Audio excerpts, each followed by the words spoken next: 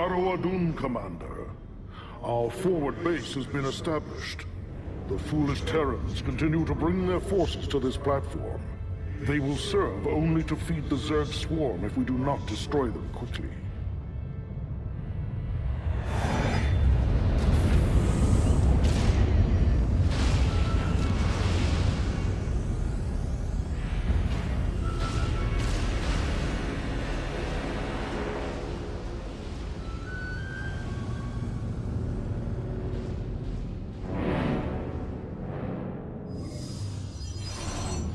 Ladies and gentlemen, we're now going to show you a demo of StarCraft 2. Before we begin today, I'd like to remind everybody this is a demo. This is still work in progress. We've got a lot of balance work ahead of us. Nothing you're going to see here today is final. We're going to begin today with these Protoss Zealots. This is a classic unit from the original StarCraft. You can see they're still armed with their powerful psi blades, and they're still protected by a very tough personal body shield. By your will, Cassandra Templari. In StarCraft 2, the Zealots also have a special charge ability. This allows the Zealot to close quickly with his enemies. We stand as one. The Zealot's charge makes him extremely dangerous against ranged defenders like these Marines.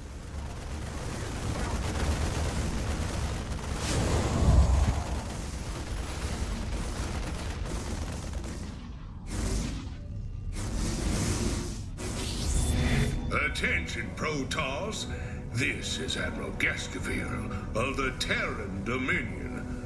You will withdraw immediately, or be annihilated.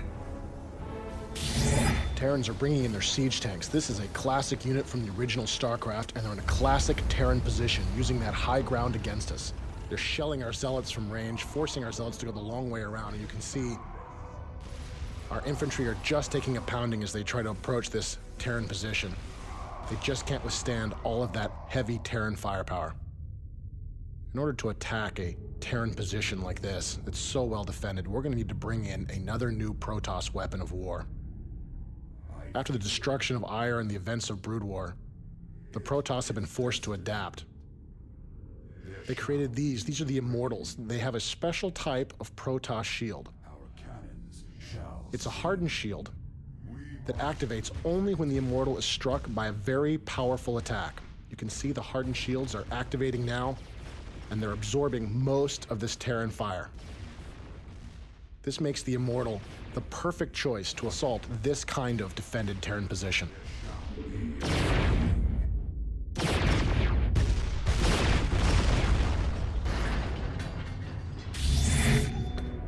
Reapers, move it! Slaughter 'em, boys! The Terrans are sending in their Reapers. This infantry unit is armed with 2 pistols and uses a jump pack to avoid different types of terrain. Their small pistols don't activate the hardened shields of the Immortals. This makes the Reaper the perfect choice for countering these powerful Protoss troops.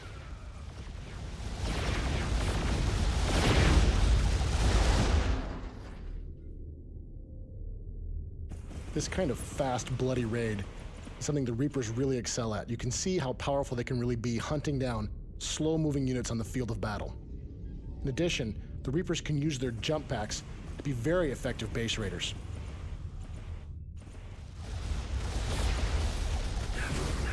Once enemy forces are inside a Protoss base, one of the first things we'll often go for is our pylons. And with our pylon down, our photon cannons go offline, making us vulnerable to continued attack. Fortunately, we have some new weapons. The Protoss can use the Phase Prism to create a power field anywhere they wish. You can see with our photon cannons back online, these Reapers have no choice but to run for cover.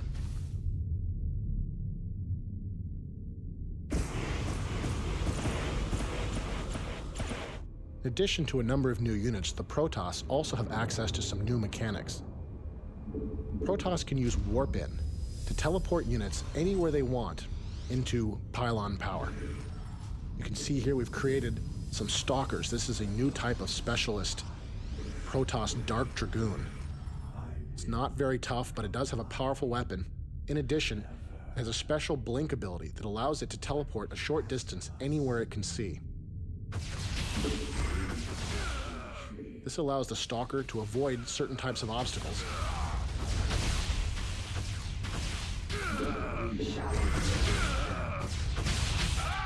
And it also makes the Stalker very potent at chasing down fleeing enemy forces.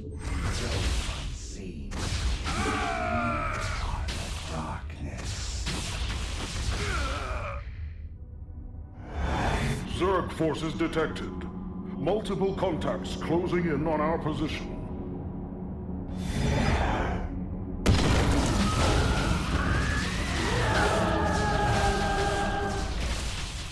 The Zerg have arrived sooner than we expected. You can see they're using their Nidus worms here to create a beachhead, sending Zerglings against us. You'll also notice that we're using our Stalkers here to blink away from these Zerglings. This is an example of how a skilled player can use the Stalker's blink ability to great advantage. Unfortunately, there's simply too many Zerglings for our Stalkers to survive. In order to deal with a Zerg infestation of this magnitude, we're going to need to bring in some additional reinforcements. Now, we've shown you how you can use the phase prisms to create a power field anywhere you wish, as well as warp in. These two mechanics can be used together to create a large army anywhere on the battlefield.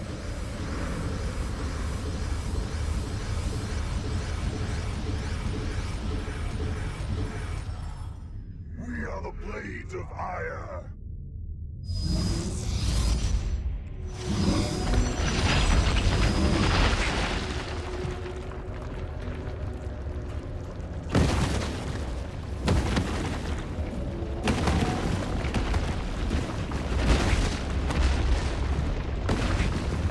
As you can see, StarCraft is still a game where large armies battle against large armies.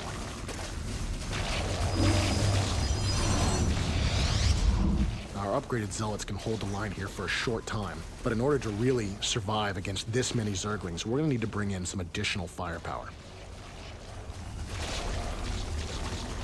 These are the Colossus. They're powerful robotic units that can use their long legs to step up and down cliffs. In addition, they have a powerful beam that sweeps backwards and forwards, able to do large amounts of damage to small, swarming units like these Zerglings. This makes the Colossus the ideal support unit for this group of Zealots.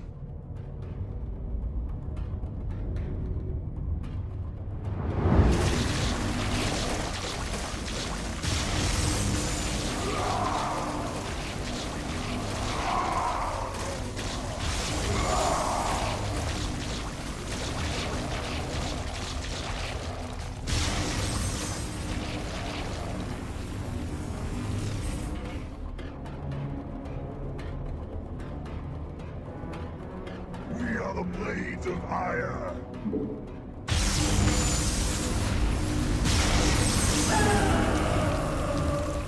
And while the Protoss have developed many new weapons, the Zerg have continued to evolve. These Zerglings are mutating into Banelings. These small, suicidal creatures are filled with explosive chemicals and corrosive acids. Makes the Banelings very potent against Zealots that have no defense, and even dangerous against the mighty Colossus. You can see our last Colossus here is forced to run, try to get to high ground in order to survive.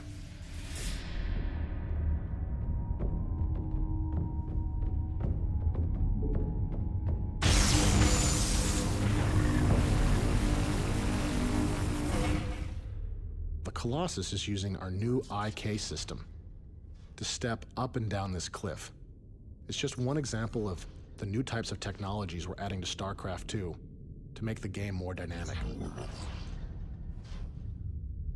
Now, while the Colossus is very dangerous against ground targets, it's much more vulnerable to an air counterattack.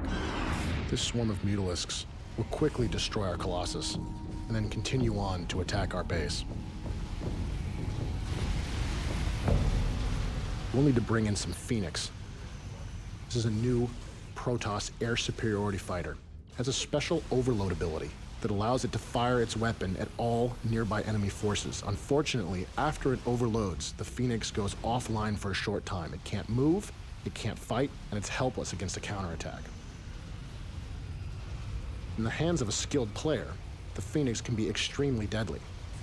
If you overload at the right time against the right enemies, you may destroy them all, and there will be no one left to take advantage of your temporary weakness.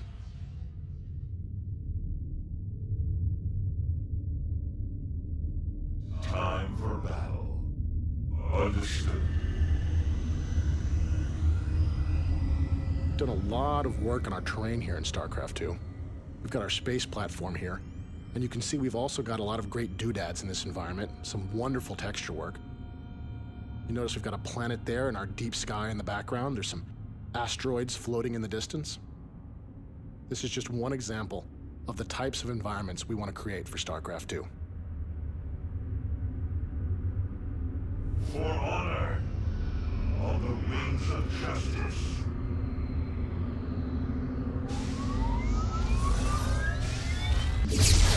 While the Phoenix are very powerful against small flyers like Mutalisks, they're much more vulnerable to heavily armed and armored targets like these battlecruisers. They just don't have the firepower to cut through that thick Terran armor.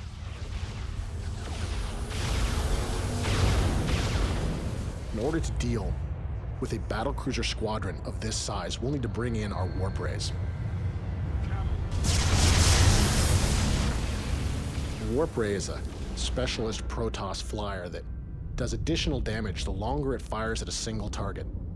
This makes the warp ray very potent against heavily armored targets.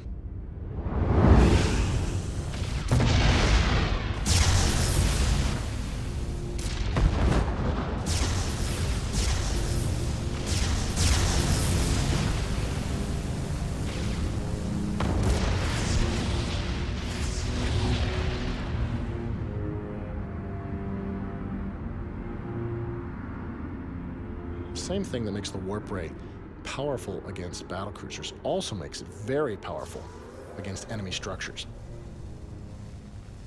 You can see this barracks is taking loads of damage and will try to lift off to escape, but it's just not fast enough to get away from the warp ray.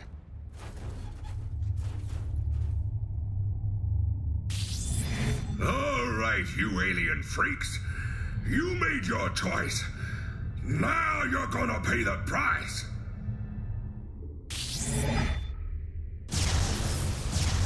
The warp rays are very vulnerable to small units. You can see these Marines are coming in, and the warp ray is just wasting way too much of his damage firing at a single target. Makes the Marines a strong counter for the warp ray. You notice our physics system is in action there. As these warp rays die, their pieces fall down and slide down the ramp a little bit. It's just another example of the types of technologies we're adding to StarCraft 2. Now, with our warp rays destroyed, it looks like the Terrans are going to fortify their position here against us.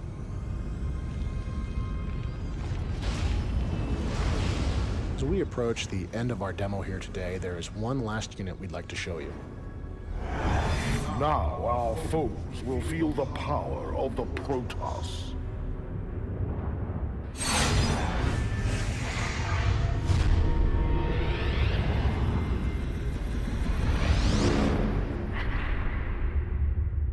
This is the Protoss mothership. It is the ultimate weapon of war in the Protoss arsenal. You are only allowed a single mothership at one time. And each mothership costs a significant number of resources to bring to the field of battle. The mothership has several special abilities that can really make her worth the expense. First of these is the Time Bomb.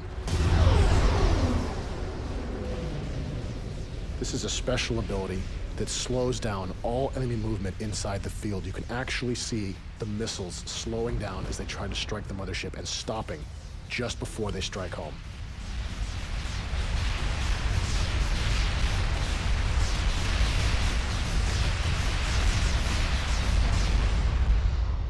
When the field goes off, the missiles fall harmlessly to the ground.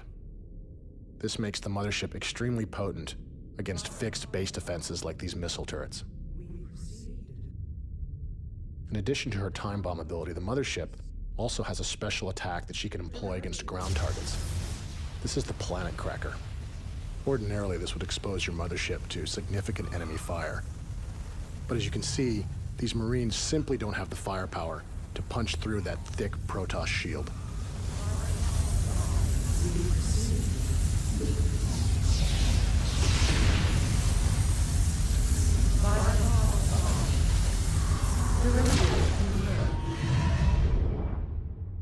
We proceed. Since you're only allowed a single mothership, she's usually a very high priority target for the enemy. When you bring your mothership out, you can expect the enemy to throw everything they've got in an attempt to destroy it.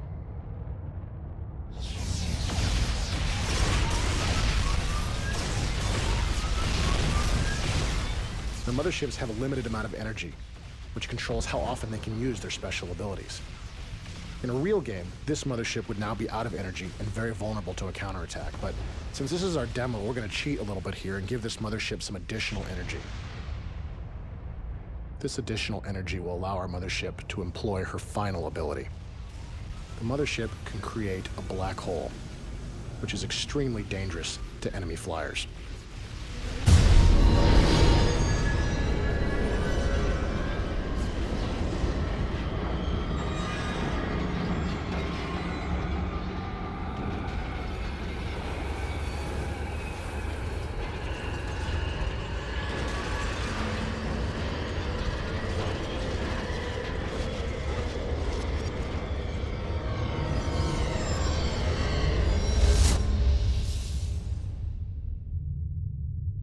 Thy heart of fire. We proceed. Directive confirmed. The final battle is joined. Now is the time to bring our full strength to bear. Entaro Tassadar, Commander. Carry forth the light of ire. We've shown you some old units with some new abilities, as well as a great many new Protoss weapons. We'd like to leave you today with a look at a battle between the Protoss and the Terrans. This is the first time anybody outside of Blizzard Entertainment has seen these two races engaged in an epic battle in StarCraft II.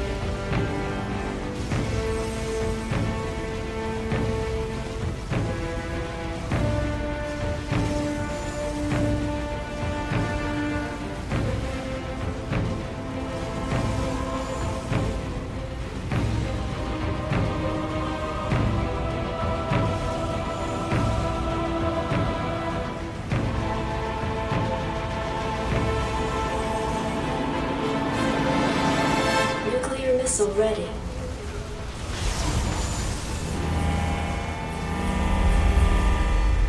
Nuclear launch detected.